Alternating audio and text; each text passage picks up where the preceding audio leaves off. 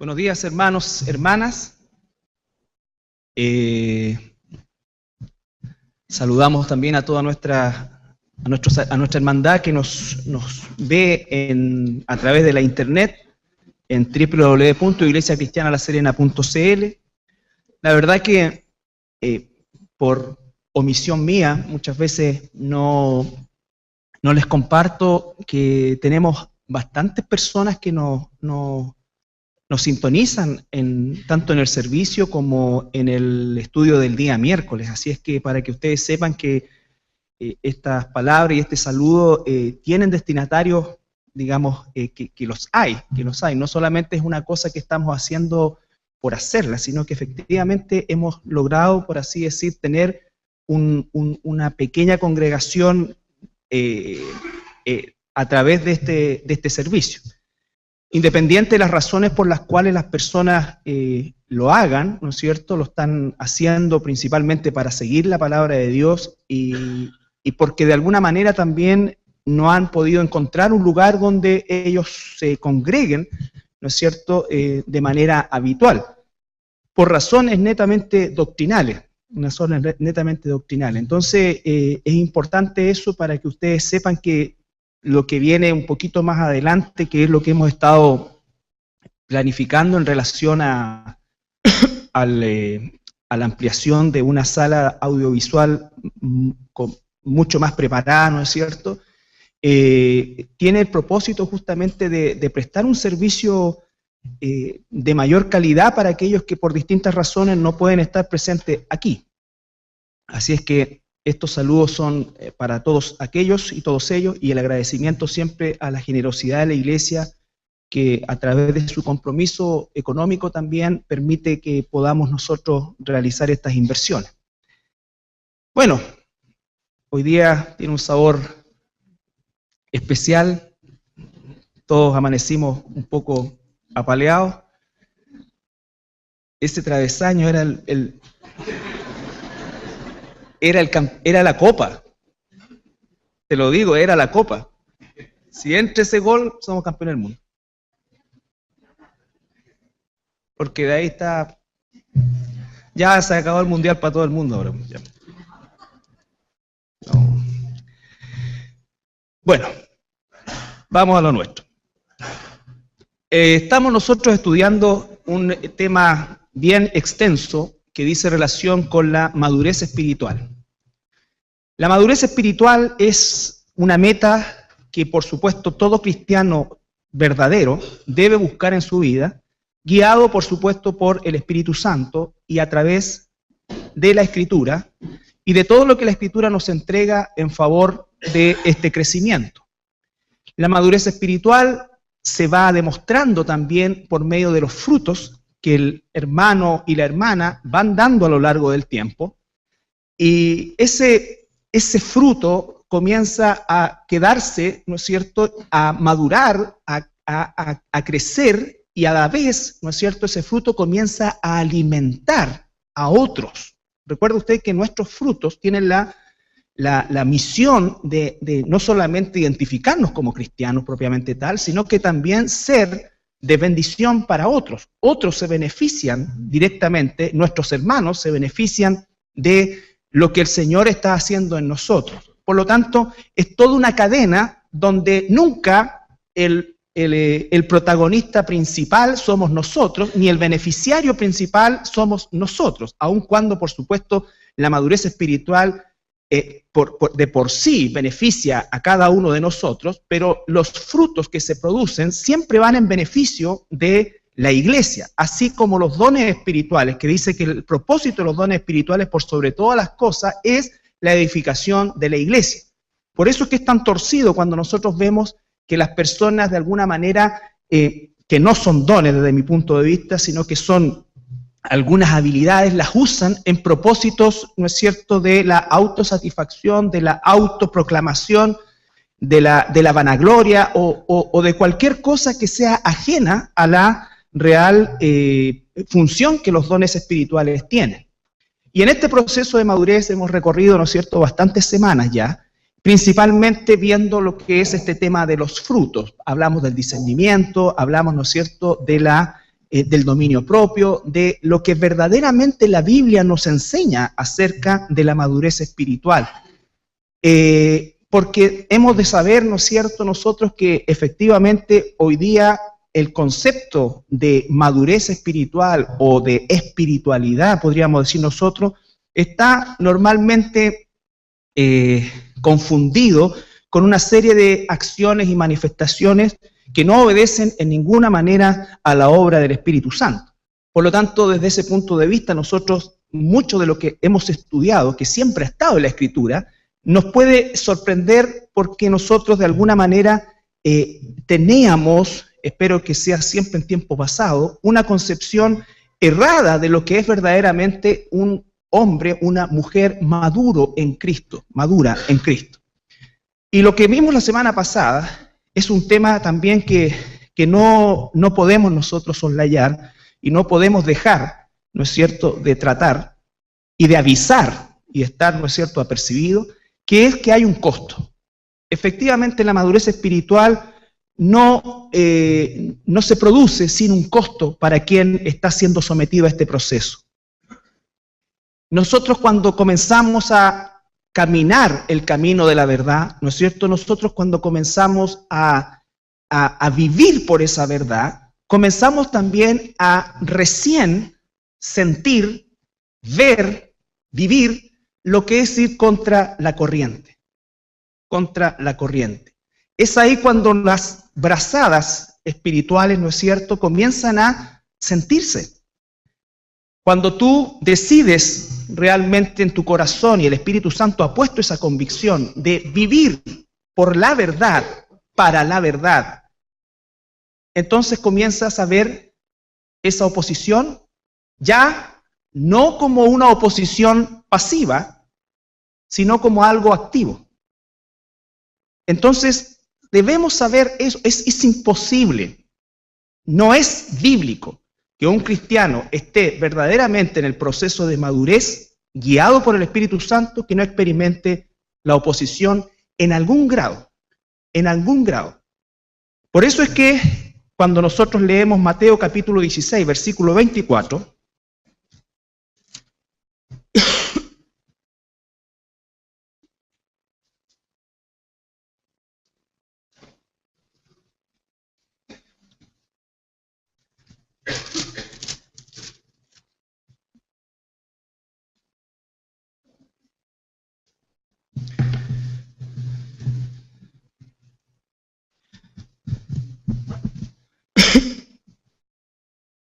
Mateo 16, 24, el Señor Jesucristo está hablando con sus discípulos, con los apóstoles, y después de la confesión del apóstol Pedro, ¿no es cierto?, que dice tú eres el Cristo, después, al ratito después, Satanás se ocupa de usar al mismo Pedro para tratar de tentar a Jesús a no cumplir la misión en Jerusalén, de ser crucificado.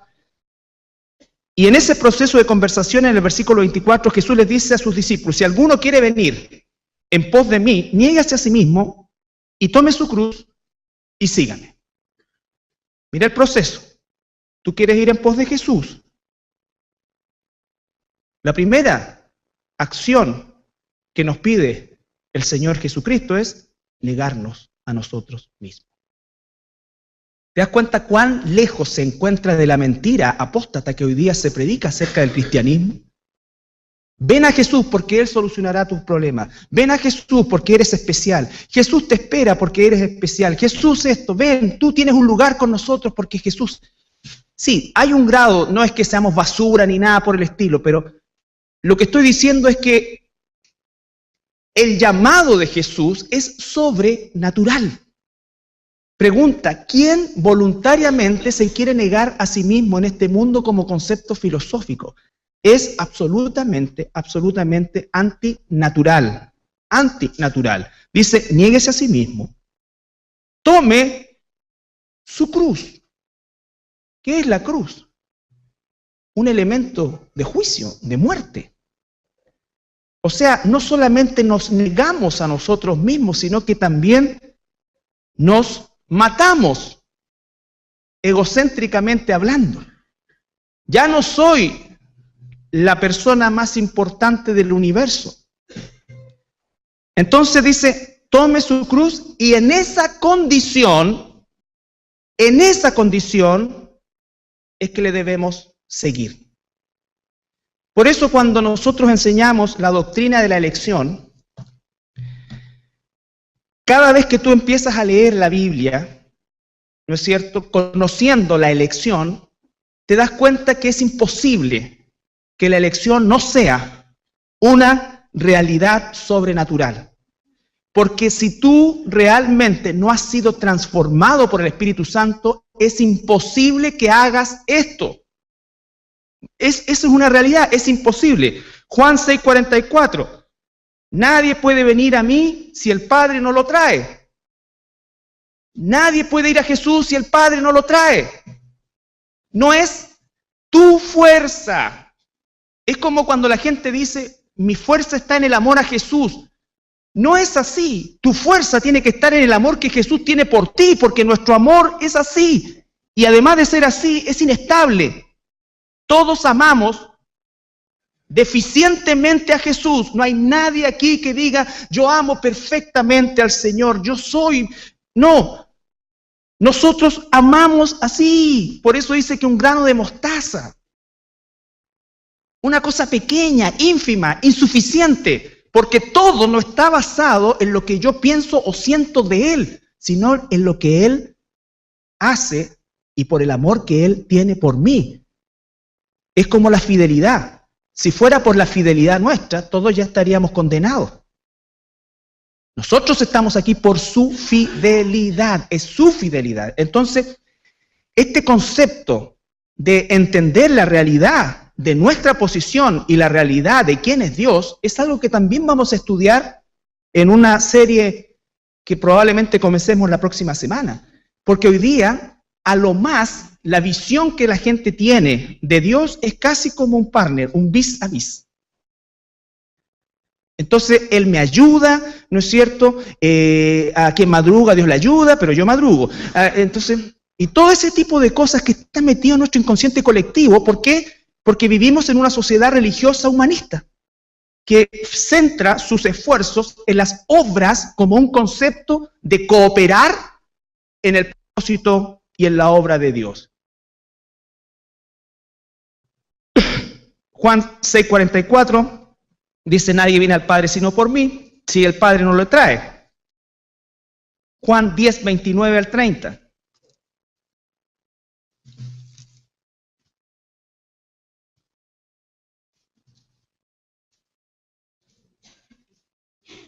Juan 10:29 al 30.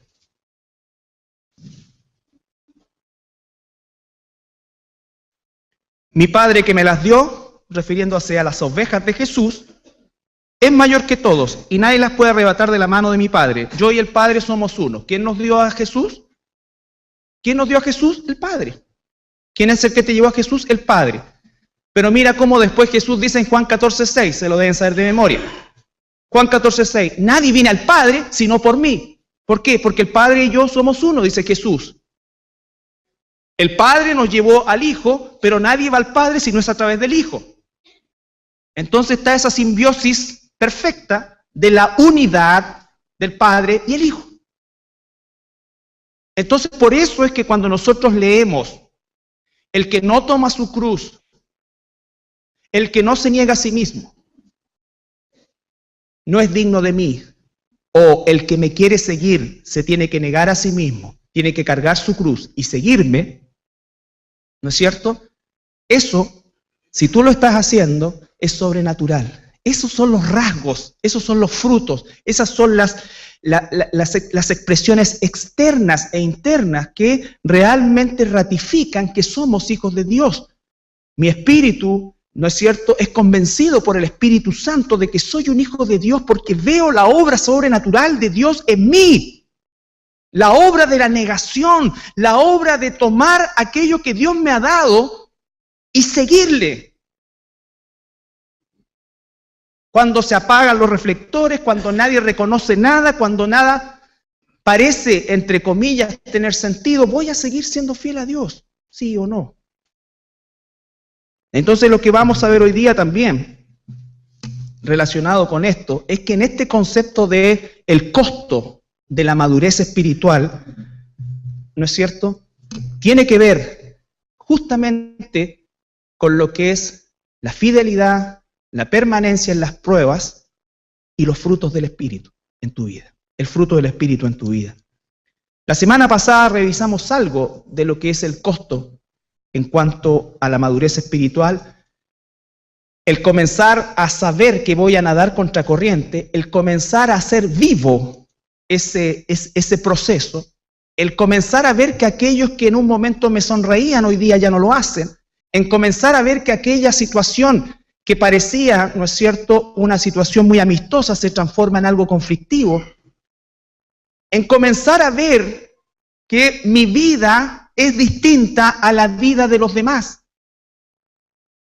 en comenzar a ver que soy algo ajeno, aunque estoy inserto, ajeno al procedimiento habitual del mundo.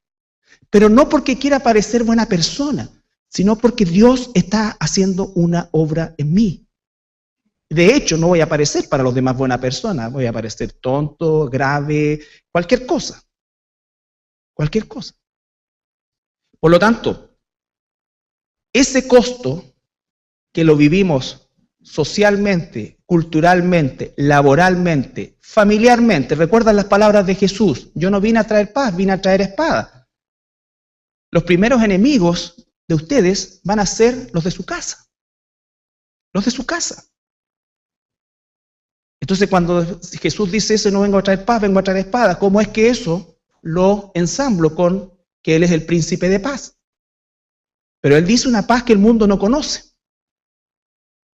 La paz de Dios es la paz por medio de Jesucristo. Si tú estás en paz con Dios, lo más probable es que el mundo, y con toda certeza, va a estar en guerra contigo.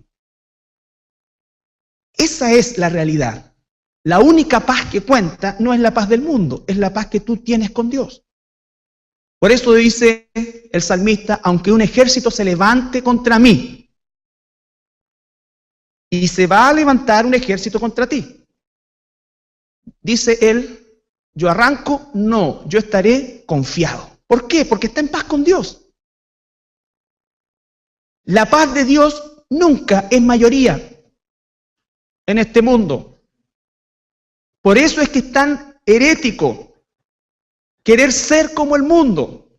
Uno de los grandes síntomas apóstatas de este último tiempo, de esta última generación, de la mitad del siglo XX para adelante, son todos estos movimientos que violan el principio de Romanos 12:1-2, que dice, ¿no es cierto?, que no nos enmarquemos al molde, la palabra dice ahí, ¿no es cierto?, al molde, a la forma del mundo.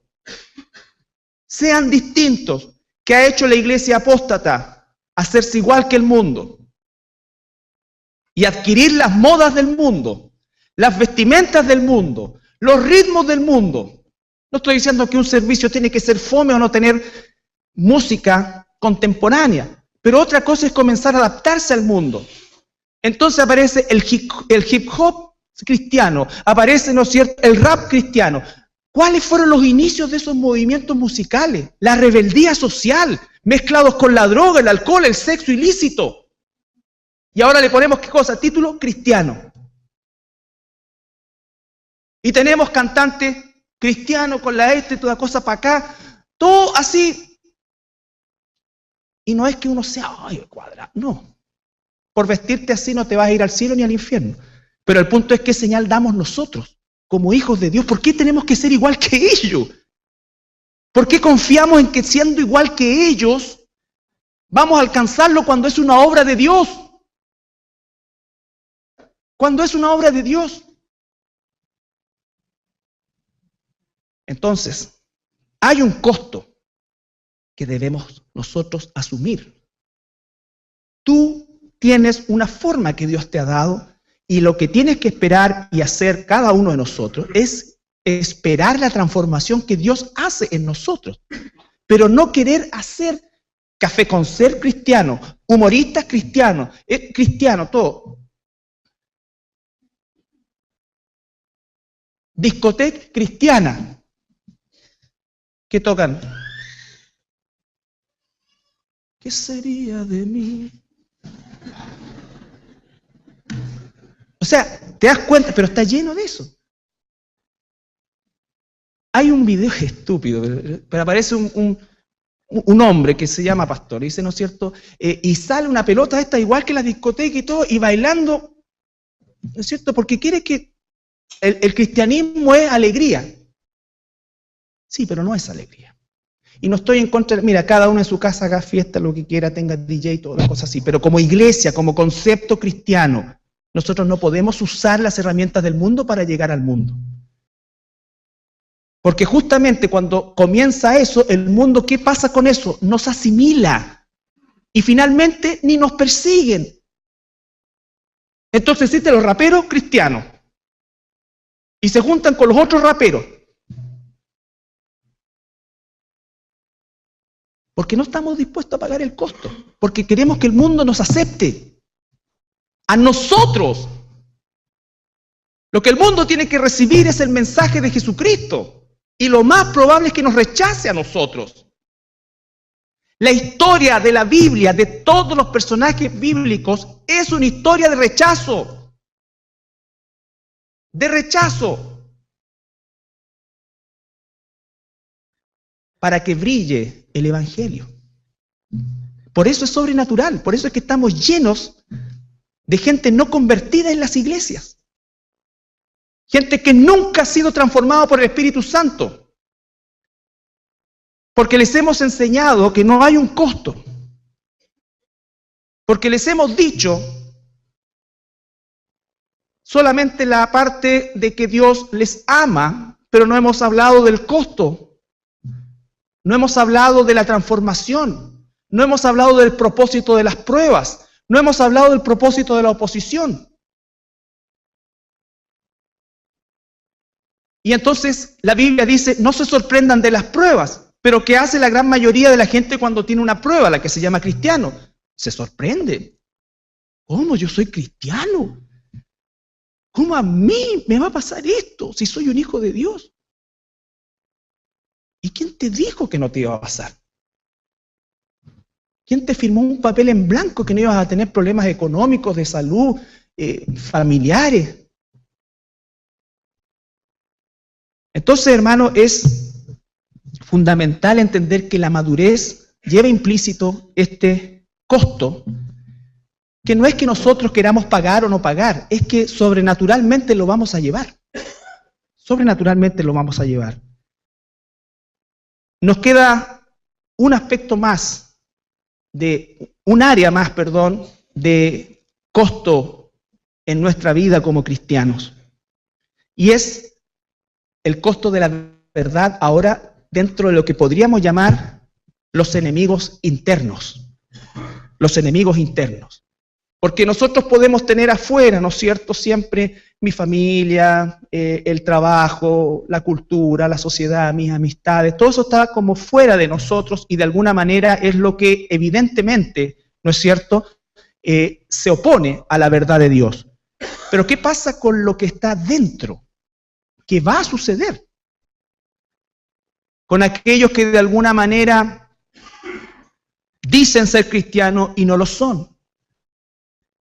¿Cómo es que hoy día nosotros calificamos todos estos movimientos abiertamente apóstatas en los cuales se ha introducido la brujería dentro de la iglesia, en los cuales se ha introducido, ¿no es cierto?, el libertinaje dentro de la iglesia, la sensualidad dentro de la iglesia, el espectáculo dentro de la iglesia, la alfombra roja dentro de la iglesia? Y estos apóstatas tienen mucho éxito. ¿Y qué es lo que dicen ellos? Mira, el éxito que hemos tenido en este ministerio, estamos llenos. Sí, van a estar llenos, pero no de cristianos. No de cristianos verdaderos. ¿Qué hacemos con eso? Hay una situación dentro de nuestra propia iglesia, de nuestras propias iglesias cristianas, que es una realidad desde la iglesia primitiva. Y voy a hablar principalmente del costo de hablar la verdad. dentro ahora, quiero que te enmarques, de lo que llamamos el mundo cristiano. De lo que llamamos el mundo cristiano. Donde tenemos N cantidad de iglesias o instituciones que no las podríamos catalogar como católicas, no son testigos, no pertenecen a las grandes religiones, entre comillas, que tenemos perfectamente nosotros, espero, identificadas. Estamos hablando ahora de lo que se llama cristiano, donde hay un pastor, donde se supone que hay una iglesia, donde se supone que hay eso. ¿Cómo es que nosotros ahora operamos y sabemos que hay un costo en eso también? Juan 16:2.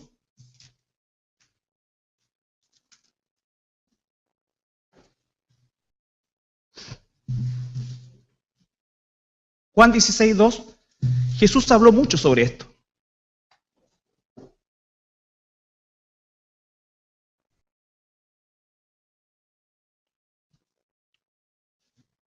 Del versículo 1 y 2. Estas cosas os he hablado para que no tengáis tropiezo. Os expulsarán de las sinagogas y aún viene la hora cuando cualquiera que os mate pensará que rinde servicio a Dios. Y harán esto porque no conocen al Padre ni a mí. Fíjate bien, porque vamos a estudiar a partir de la próxima semana el conocimiento de Dios, porque hay millones de personas que se llaman cristianas y no conocen a Dios. No conocen a Dios. Conocen al Dios que le ha inventado la religión apóstata. El Dios que quiere que te vaya bien, el Dios que escribe el libro, ¿no es cierto?, en cómo tener una empresa saludable según los principios de marketing de Jesús. Y todas esas que existen, ¿no es cierto? Todo lo que estimula nuestra naturaleza carnal. Dice que, y harán esto porque no conocen al Padre ni a mí. Más os he dicho estas cosas para que cuando llegue la hora os acordéis de que ya os lo había dicho. Jesús está diciendo, ¿no es cierto?, que va a llegar el momento en que aquellos, no está hablando de ateos, no está hablando de una oposición externa, está hablando de una oposición interna. Está diciendo va a llegar la hora en que aquellos que hasta los maten van a creer que le están rindiendo un servicio al Señor. ¿Qué gente es esta que está en todas las iglesias? Hechos 21.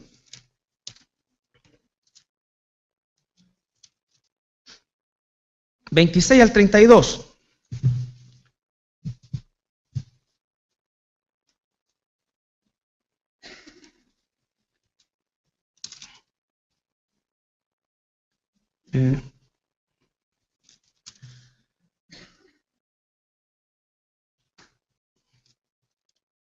Perdón, Hechos 20. 20, ahí sí, 26 al 32. Hechos 20, un capítulo antes.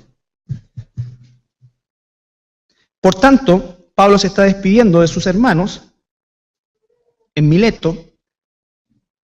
Yo os protesto en el día de hoy que estoy limpio de la sangre de todos, porque no he rehuido anunciaros todo el consejo de Dios. Primera cosa, todo el consejo de Dios. Por tanto, mirad por vosotros y por todo el rebaño en que el Espíritu Santo os ha puesto por obispos para apacentar la iglesia del Señor, la cual él ganó con su propia sangre. Porque yo sé que después de mi partida entrarán en medio de vosotros lobos rapaces que no perdonarán al rebaño. Y de vosotros mismos, escucha bien, son palabras terribles, y de vosotros mismos se levantarán hombres, también mujeres, que hablen cosas perversas para arrastrar tras sí a los discípulos.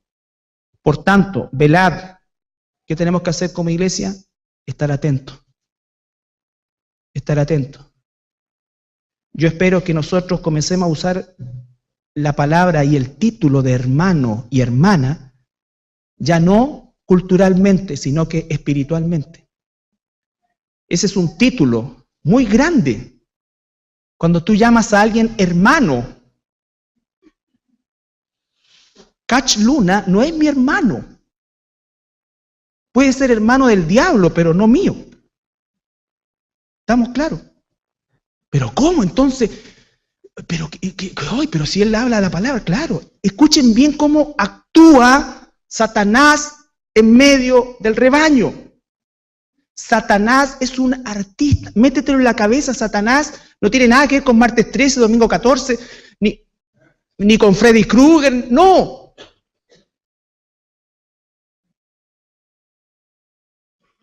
Satanás no tiene que ver con eso. Satanás tiene que ver con la seducción, con lo atractivo, con la belleza torcida.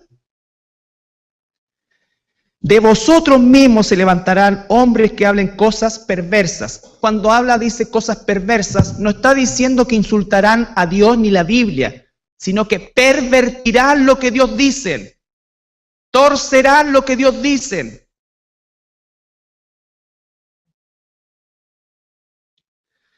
Para arrastrar tras sí a los discípulos. Por tanto, velad, acordándoos que por 3 años de noche y de día no he cesado de amonestar con lágrimas a cada uno, el apóstol Pablo, con lágrimas. Y ahora, hermano, os encomiendo a Dios y a la palabra de su gracia. ¿A quién nos encomienda? A Dios y a la palabra de su gracia. Nada más, que tiene poder para sobreedificaros y daros herencia con todos los santificados. Ni plata, ni oro, ni vestido de nadie he codiciado. Ya con ese solo versículo de abajo quedan al descubierto muchos de los que hoy día ambicionan no solamente el oro, la plata de las personas, sino que se llevan también su alma. ¿Cómo es que un cristiano verdadero debe obrar y operar frente a la realidad que está viviendo? Una y otra vez el apóstol Pablo dice, no he rehuido enseñarles todo lo que la Biblia dice. Por lo tanto, la Biblia es el estándar. Solo la palabra. La interpretación correcta. La Biblia interpreta la Biblia. No la interpretación privada. Estamos hablando del mundo cristiano no católico. Nosotros sabemos, y espero, hay algunos que desgraciadamente hasta los católicos los aceptan como cristianos. Sale este hombre Berríos, que es uno de los más peligrosos entes de Satanás en nuestra sociedad, diciendo y hablando acerca del homosexualismo, que Dios está orgulloso de los homosexuales, está orgulloso de esto, y la pregunta es, ¿quién? Solamente una hermana, 2 hermanos, 3 hermanos. Yo, gracias a Dios por los hermanos valientes que colocan algo, porque leí después los comentarios, lo hicieron pebre. Y gente que dice que cree en Dios. ¿Dónde están los líderes cristianos que dan un comunicado con versículos bíblicos bien hablados, bien pronunciados, bien vestidos, bien peinados? Que puedan decir algo. Los invitan para pura estupidez, para los escándalos. ¿Tú crees que este gallo se va a prestar para ir a CQP? ¿Te das cuenta que somos rasca? No solamente insensatos, sino que rasca y me da rabia. Porque ¿qué hace un pastor metido en una de esas cuestiones? ¿Ha ido alguna vez el Mercurio a entrevistar a un pastor que dé una opinión al respecto? No estoy diciendo que con eso vamos a ganar el mundo. No, lo que estoy diciendo es que fíjense el ambiente en que vivimos. Estoy juzgando hechos. Los hechos incluyen a las personas, pero yo estoy hablando de hechos. Tenemos enemigos internos hoy día, esos son los más difíciles de identificar. Los más difíciles de identificar. Personas que se llaman cristianos pero viven como paganos. Y no estoy hablando que nuestras vidas son perfectas, porque no es la ausencia de pecado lo que determina la santidad nuestra, porque eso es imposible, sino que la dirección de tu vida, la lucha de tu vida. ¿Cuál es el emblema de lucha en tu vida? La pasión de tu vida de ser como Jesús. Que nos puede pasar que a veces no lo logremos, y la gran mayoría de las veces no lo logramos. Pero la salvación no es por obras, pero la salvación no significa, el ocuparse de la salvación no significa que nosotros no nos esforcemos.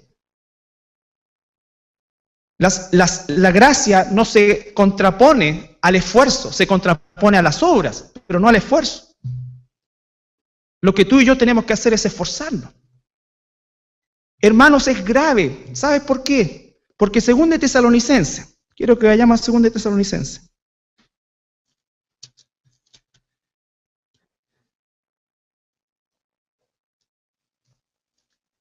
capítulo 2, versículo 1 al 3.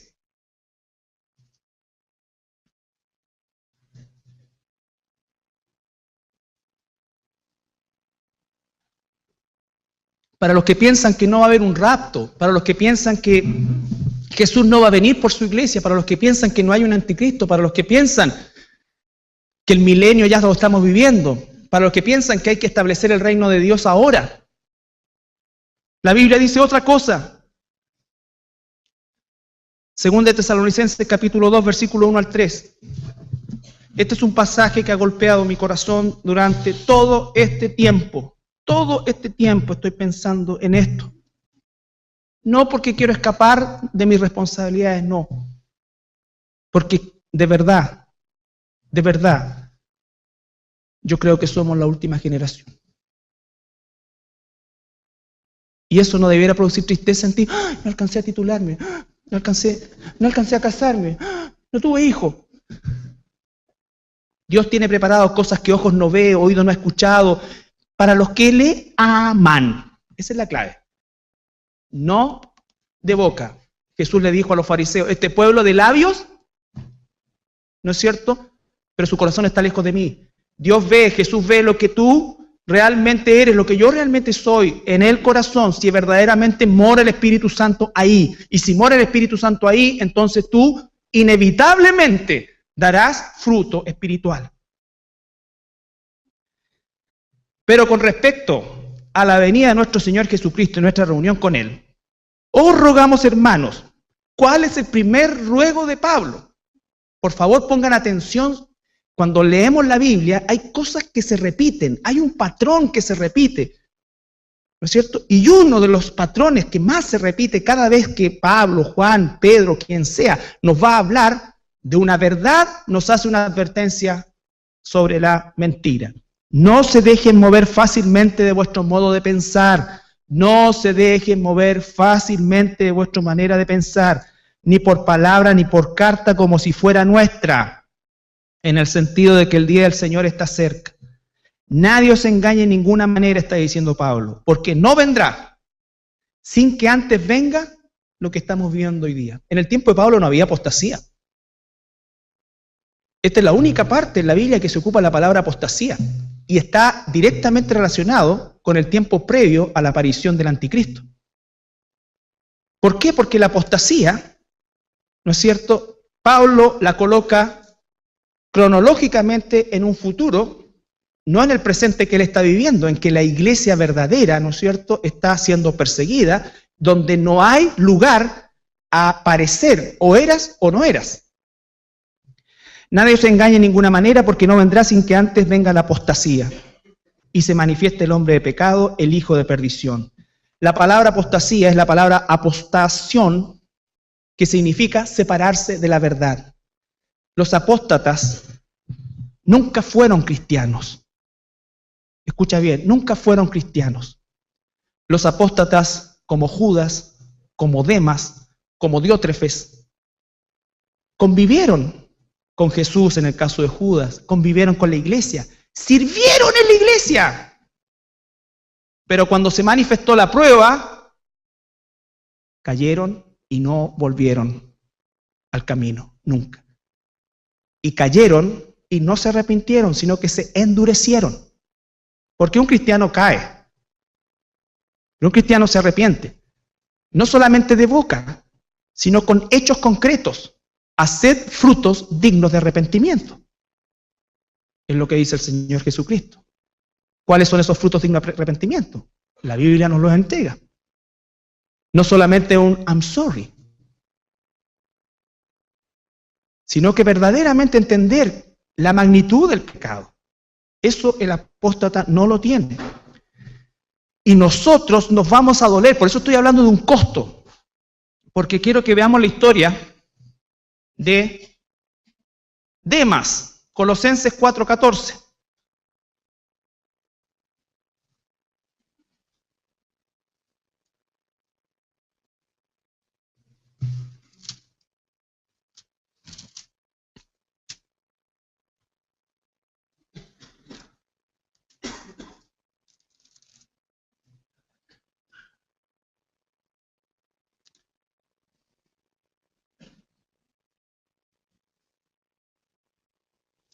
desde el versículo 12, 4:12.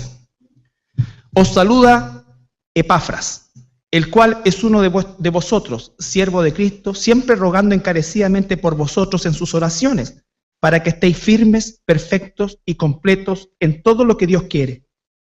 Porque de él doy testimonio de que tiene gran solicitud por vosotros y por los que están en la Odisea y los que están en Hierápolis.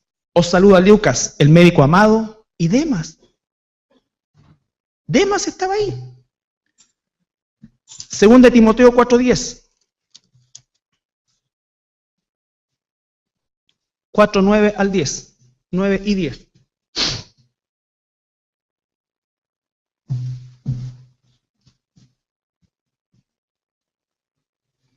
Segunda de Timoteo 4, 9 y 10.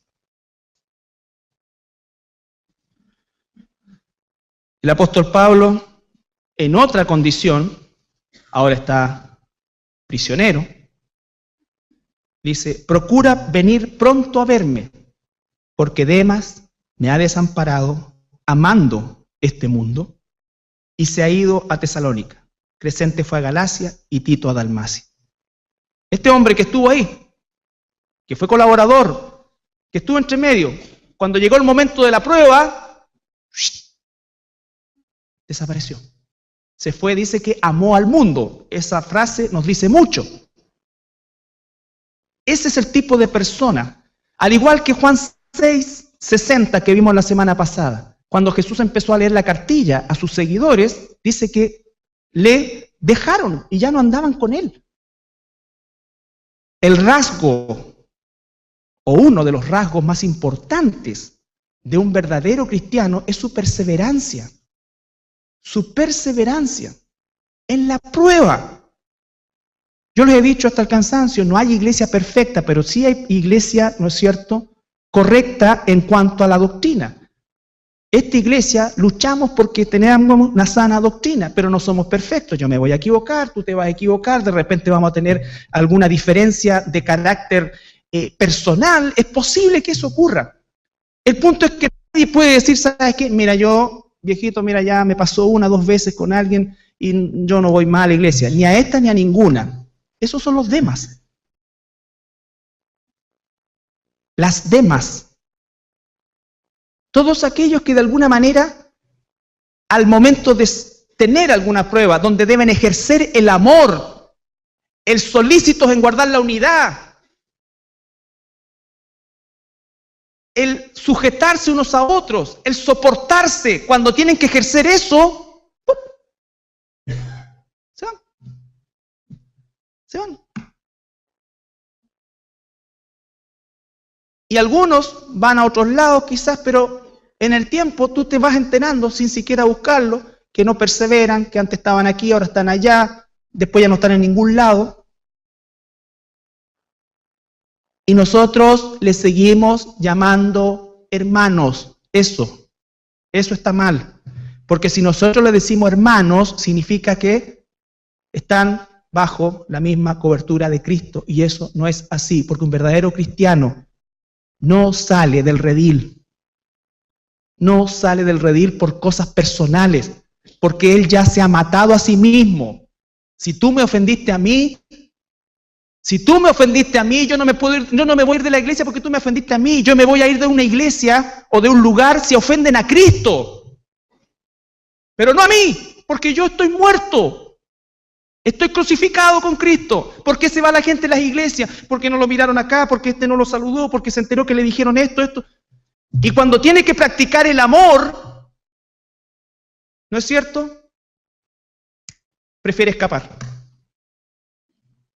Eso, hermanos, es señal pero clarísima de que el Espíritu Santo no mora en una persona así.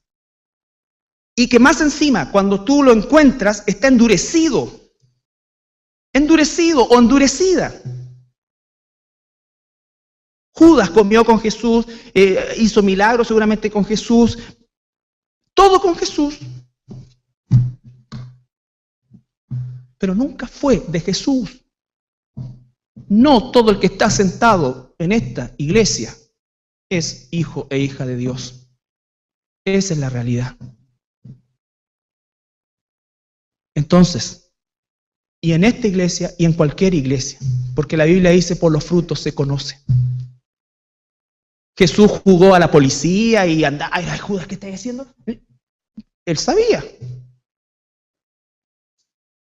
¿Quién es el que saca a la luz la mentira, el pecado? Tranquilo. No se trata que ahora, oye, a ver. Sí, aprendemos a tener cuidado, claro que sí. ¿Por qué? Porque es parte de la madurez. Pero tú y yo tenemos que obrar en el bien. Si alguien viene y me dice, ¿sabes qué? Te pido perdón, pucha, ya ahora me... Perfecto. Yo tengo que aprender. Tengo que aprender. Hay personas que se han arrepentido sinceramente y han crecido aún más. Pero hay otros que no solamente no se han arrepentido, sino que se han endurecido. ¿Y qué es lo que tenemos que hacer nosotros? Sujetarlos a un tratamiento. A un tratamiento. Porque esta persona servía, hasta hizo clase, hasta enseñó en converso.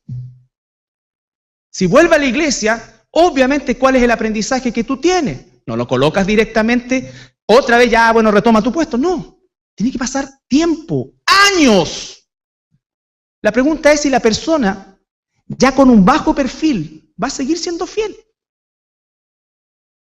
Si la persona verdaderamente en una actividad secundaria, no la que tenía, va a seguir siendo fiel, va a seguir siendo, su corazón verdaderamente es humilde, su corazón verdaderamente es modesto delante de Dios. O quiere siempre, no, si mira, si a mí no me colocáis adelante, yo no vengo más. Porque yo no estoy para limpiar los baños, pues, viejo, si yo fui pastor, pues.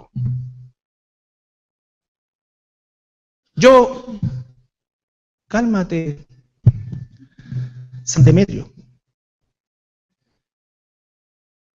No, va a tener la misma humildad. ¿Por qué creen ustedes que nosotros tenemos que congregarnos, por estar juntos, sentarte con las personas aquí, estar, mirarnos las caras, todo? Porque somos todos imperfectos, no estamos aquí porque la pasamos todos necesariamente bien, estamos aquí porque somos todos hijos de Dios, pero... Y si no hay hijos de Dios acá, es tiempo de que si son ovejas de Dios, escuchen la voz de su pastor y se conviertan. Pero ya no jueguen más a ser cristianos, sino que sean realmente cristianos. Porque sabes una cosa, el juicio viene. Y ese mismo Dios que ama a su pueblo, aborrece a los que no lo son. Y así les dará vida eterna. Vida eterna. Y glorificará a su pueblo, castigará eternamente a quienes no lo son. Eternamente a quienes no lo son. Estamos, siempre ha sido, pero hoy más que nunca, que está todo tan revuelto, estamos en tiempo de definición, hermano. De definirnos, por eso estamos haciendo estos estudios. Porque a través de la Biblia tú tienes que saber que hay un costo. Hay un costo que vas a pagar con tu familia, un costo que vas a pagar en tu trabajo, en tu ambiente social, hay un costo. Dios nos conoce, por lo tanto, Él tiene calculado el costo perfectamente para cada uno de nosotros, pero nadie se la va a llevar pelada. La salvación es un regalo, no hemos hecho nada para ser salvos, pero si somos hijos de Dios, Dios ahora quiere hacernos a la imagen de su Hijo. Y para eso vamos a... Y también hay un costo dentro de la iglesia. Y esa es una de las pruebas más fuertes que un cristiano tiene. Porque el hermano con el que se sentaba, el hermano con que oraba, el hermano o la hermana con la que hacía esto, ahora es Hare Krishna. Y tú dices, ¿cómo? ¿Cómo si hasta yo aprendí? Sí, Dios usó un burro también. Porque el instrumento no es el que vale, ¿te das cuenta que te está dando valor? Es la obra de Dios. Va a pasar. Yo no quiero que ustedes aquí, ay, se venga el mundo abajo. Ha pasado en esta iglesia y va a volver a pasar con seguridad. Toda iglesia sana tiene su cuota de apóstata, hombres y mujeres. No nos sorprendamos del fuego de la prueba. No nos sorprendamos del fuego de la prueba. Por eso también la perseverancia en el tiempo. Gente, hermanos y hermanas probados, que han sufrido problemas, que han sufrido dificultades, pero en vez de renegar contra el Señor, se han fortalecido en el Señor. En vez de desaparecerse, están más que nunca. Y sus testimonios sirven de fortaleza y de ánimo para todos aquellos que no hemos pasado esas tribulaciones. Y sabemos que es sincero porque el Espíritu Santo también nos enseña a discernir. Nos enseña a discernir. Porque no se trata de esto de que estemos todo el tiempo con la cara de prueba, ¿no es cierto? Para generar eso que tanto nos gusta, porque también todos tenemos nuestra cuota de egocentrismo que hay que matarse. Aquí nadie puede decir, oye, no, mira, yo maté totalmente mi... No. El que dice que no tiene pecado está mintiendo y haciendo mentiroso a Dios. A todos nos gusta que de repente nos peguen una aplaudadita, no sé, todo. Pero hay que constantemente matarlo. Por eso es tan importante la madurez espiritual. Quiero terminar con 1 Timoteo 4:1.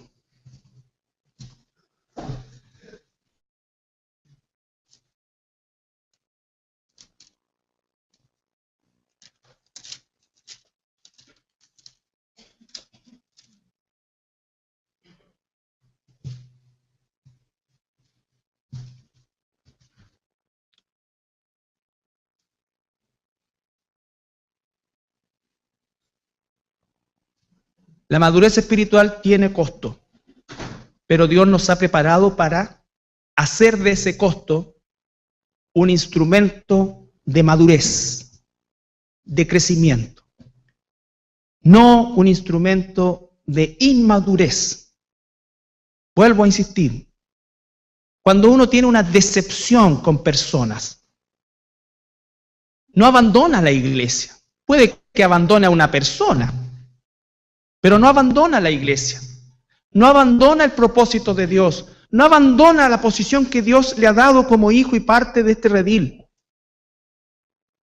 Hay personas que han tenido diferencias aquí entre personas y están todavía aquí y debemos amarnos en el Señor. Somos humanos imperfectos, hay confianzas que no se recuperan, hay muchas cosas. Debemos aprender de nuestros errores, debemos aprender de las situaciones que nos pasan. Debemos aprender a separarnos de aquellos que han endurecido su corazón. Debemos aprender a guardar distancia de aquellas cosas que nos han hecho daño en lo espiritual. Debemos aprender. Los líderes debemos aprender a orar más, a escudriñar más, a discernir más cuando nosotros elegimos a alguien para que ejerza una actividad, pero nunca vamos a ser infalibles, nos vamos a equivocar. No somos infalibles, ni tú, ni yo, ni ninguno de nosotros. Pero en la medida en que crezcamos y nosotros hagamos un ejercicio mucho más profundo del discernimiento, vamos a tener menos posibilidades de cometer errores. Menos posibilidad de cometer errores, porque todos los que están sirviendo, hermanos, y los que sirven y los que servirán, no lo hacen en primer lugar porque tienen el talento para hacerlo. Lo hacen porque tienen un corazón consagrado al Señor, y si sumado a eso hay un talento, gracias Señor. Pero no creas que tú estás aquí porque eres, o yo estoy aquí porque soy mejor que alguien, o porque en el fondo hablo mejor que otro. No. Estoy aquí porque amo al Señor y a Él le ha placido hacerlo. Y no importa lo que Dios haga conmigo, porque lo que importa es Él. Lo que importa es Él. Entonces esto que pasan por arriba tuyo. ¿Y quién soy yo? Pasan por arriba, por abajo, por el lado. Porque lo importante es Él. Si tú eres limpio delante del Señor en una sinceridad, Dios se va a encargar de cada cierto tiempo hacer esto. Nadie más. Nadie más. No patrullamos, ni vemos, ni en la noche yo paso por la casa, está orando, no. Se fue para otro lado. ¿Qué me estará diciendo? ¿Me estará diciendo la verdad? No. No veo a Jesús, a Pablo haciendo eso, pero sí advirtiendo que va a suceder. No me sorprendo de eso. Pero si nosotros estamos en el Señor, ¿quién contra nosotros? ¿Quién contra nosotros? Dios va a sacar a los apóstatas de acá como lo ha sacado y lo seguirá sacando hasta el día que venga porque es su iglesia. Yo tengo que aprender de las cosas que han sucedido. Y tengo que saber que hay probabilidades de que vuelva a suceder. Y no me voy a sorprender porque mi confianza está puesta en Dios. Y eso no va a quitar mi amor, mi misericordia, al contrario, la va a aumentar. Es a tener compasión de ellos que están perdidos. Compasión. Porque tampoco yo fui elegido porque era mejor que ellos. No lo sé. No sé por qué estoy donde estoy. Pero tengo que hacer lo que Dios me manda hacer. Y lo que Dios nos manda hacer es advertir al pueblo, parar al pueblo. La Biblia es un libro lleno de advertencias para el pueblo de Dios, para nosotros. A no usar ligeramente tantas cosas que nosotros usamos tan ligeramente. Porque no queremos pagar un costo. No queremos pagar un costo. No queremos que aquella persona que es católica, romana y esto, y la encontramos tan buena y todo, y empezamos a meternos en el humanismo cristiano, en que creemos que una persona no importa que rechace el Evangelio, pero si hace buenas obras, entonces Dios tiene que estar con él o con ella, porque entonces no sería tan bueno. Entonces cuando alguien dice, mira, la Madre Teresa dio su vida por los leprosos, pero la Madre Teresa murió estando sujeta al Papa. Y primero que nada no era madre. Entonces tú dices, ¿qué es para Jesús? Mira lo que estoy diciendo. ¿Qué es para Jesús esa dedicación si no hay salvación? Trapos de inmundicia. O sea, lo dice el Señor. ¿Qué se puede comparar? A eso me refiero, hermano. No estoy en lo humano, el humanista va a poner sus ojos en eso. Señor, yo dediqué mi vida a salvar ballenas. Y arriesgué mi vida por salvar ballenas. Y muchos en aquel día llegarán y me dirán, Señor, Señor, en tu nombre hicimos esto, en tu nombre hicimos esto, en tu nombre hicimos esto, en tu nombre hicimos esto. Y Él les va a decir la palabra más aterradora del mundo. Nunca te conocí, apártate de mí, hacedor de maldad. Hermanos, son palabras graves. Estamos hablando de madurez espiritual. Yo espero que nosotros las podamos asimilar como corresponde. Hemos estado estudiando madurez espiritual meses. Porque no quiero por un momento que nosotros nos dejemos llevar por el humanismo, entre comillas, cristiano. El humanismo cristiano. ¿Qué es lo que está ocurriendo hoy día? El humanismo le está abriendo la puerta a todo lo que es lo que la Biblia aborrece. La Biblia dice que los homosexuales no heredarán en el reino de los cielos. ¿Hay arrepentimiento para ellos aún? Claro que sí. ¿Debemos predicar el Evangelio? Claro que debemos predicar el Evangelio. Pero el Evangelio no es acomodarlo a la situación que ellos están. ¿Dios puede hacer un milagro? Claro que sí. Porque es un problema mental. Oye, si hasta el año 1970 y tanto estaba catalogado como una enfermedad mental, si no me equivoco, por la Academia Americana de Psiquiatría. Estaban tan equivocados que ya no es una enfermedad. Pero ahí tenemos al humanismo metido entre medio. Pero el Espíritu dice claramente, 1 Timoteo 4:1, el Espíritu dice claramente, los que son del Espíritu entenderán que en los postreros tiempos algunos apostatarán de la fe, escuchando a espíritus engañadores y a doctrinas de demonios. Por la hipocresía de mentirosos que teniendo cauterizada la conciencia, prohibirán casarse y mandarán abstenerse de alimentos que Dios creó para que con acción de gracias participen de ellos los creyentes y los que han conocido la verdad. Porque todo lo que Dios creó es bueno y nada es de desecharse si se toma con acción de gracias. Porque por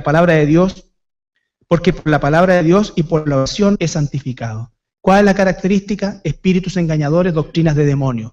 La doctrina de demonios, hermano, no es adorar a Belcebú. Las doctrinas de demonios son torcer la Escritura. Los demonios trabajan usando la Escritura. Satanás usa la Escritura. La tuerce. Por eso es que la forma sobrenatural de distinguir que es una obra de Satanás es espiritual. Y dice que algunos apostatarán de la fe, escuchando espíritus engañadores. Un hijo de Dios nunca jamás va a apostatar, porque es el Espíritu Santo quien mora en él y en ella. Y siempre Dios le va a prender las alarmas. A veces se va a llevar un porrazo por falta de preparación, pero no va a apostatar. Los apóstatas nunca se convirtieron. Demas nunca se convirtió. Judas nunca fue salvo. Diótrefes nunca fue salvo. Fueron puestos y Dios lo permitió para que el pueblo aprenda. Para que el pueblo aprenda. Para que tú y yo aprendamos lo terrible que es la condenación. Fundamental que es la preparación, la valentía, la apologética de la fe. Hoy día vivimos el tiempo de apostasía que la Biblia predice, en la cual se van a amalgamar todas las religiones y ya toda la próxima reunión que va a tener el Vaticano va a ser justamente para tratar el ecumenismo y qué posición van a tomar ellos en relación a los homosexuales, al lesbianismo y a todas las desviaciones sexuales que ya no son desviaciones, sino que son opciones. ¿Qué creen ustedes que va a salir de ahí? Vengan todos para acá. Eso va a salir. Y te aseguro que van a haber millones de evangélicos o llamados evangélicos ahí. El pastor, entre comillas, es más grande de los Estados Unidos. Yo amo la nación de Estados Unidos, pero creo que está una caída en el aspecto espiritual. La gente en Estados Unidos es gente buena, así como amo a Israel. Amo a Israel, pero ellos están equivocados. Están equivocados. Hoy día 30.000 personas, que es el tamaño de esa iglesia, sigue a un hombre que fue al Vaticano y le declara en una entrevista gigantesca, arrendaron el Yankee Stadium, 70.000 personas escuchando la experiencia de este hombre que dice que el Papa es realmente el mensajero de Cristo. Y 70.000 personas diciendo, ok, amén. Y que cuando estuve en el Vaticano sentí la presencia de Dios. Claro que sentiste la presencia de Dios. La pregunta es, ¿cuál Dios? El Dios de este mundo.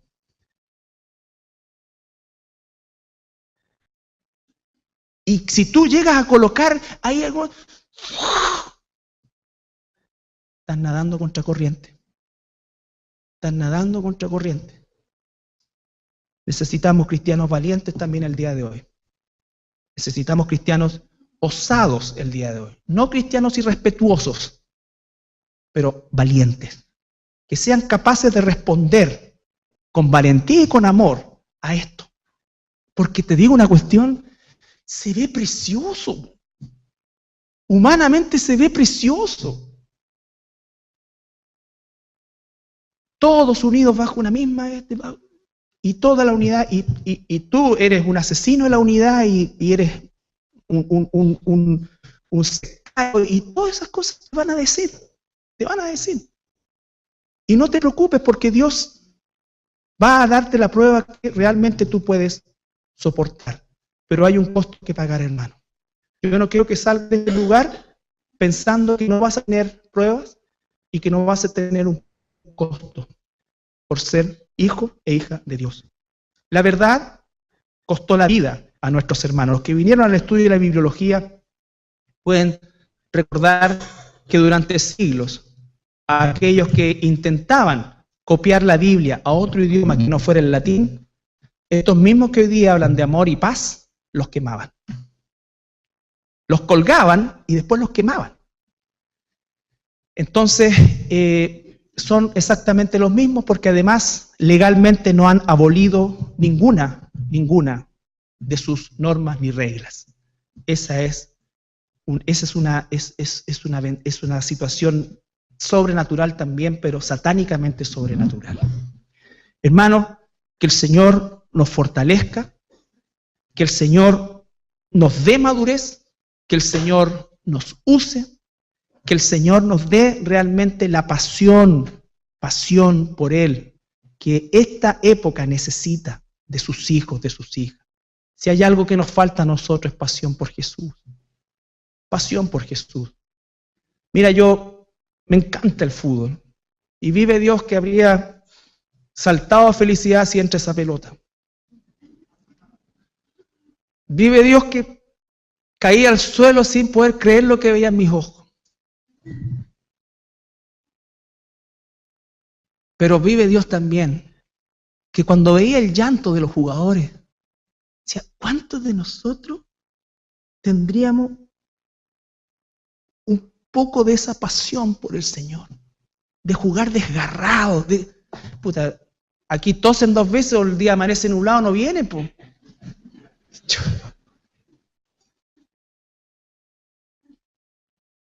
O porque no tienen, le queda muy lejos, aquella cuestión, cayeron 2 gotas y no vienen. O sea,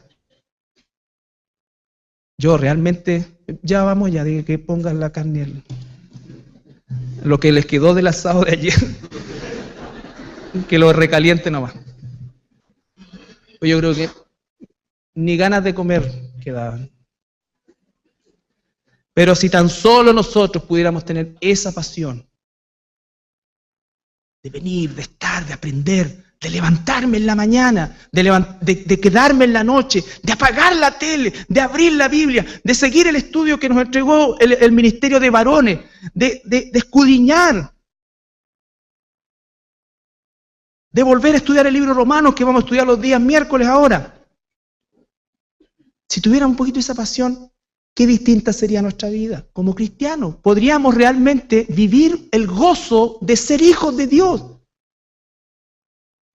Pero esa astenia no estamos farreando la final del campeonato del mundo. No estamos farreando la final del campeonato del mundo. Y vive Dios que si esa pelota entra,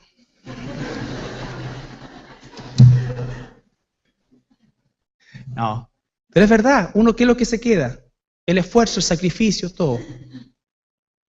Pero cuando lo traslada al mundo nuestro como cristiano, oye, ¿cuántos evangélicos creen ustedes que pueden haber llegado a pata a Brasil? Sin entrar, sin ninguna cuestión. ¿Cuántos de esos quizás ni siquiera diezman en su iglesia o ofrendan en su iglesia? Entonces, son cosas que nos tienen que enseñar. No estoy criticando, solamente estoy diciendo algo que es una realidad en nuestra vida. Que sí, no es que tengamos problemas con la pasión, nosotros nos apasionamos por las cosas. El punto es que como hijos de Dios no hemos aprendido a tener pasión por nuestro Salvador. Por nuestro Salvador. Y esa pasión, ¿no es cierto?, es la que Dios demanda de su pueblo, sobre todo en esta época de apostasía. ¿Nos ponemos de pie para orar?